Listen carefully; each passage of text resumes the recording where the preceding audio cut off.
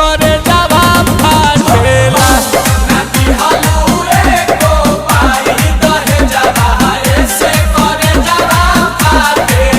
भाभी और मान जा दहेज चाहिए तरह के तुम ना देख लो।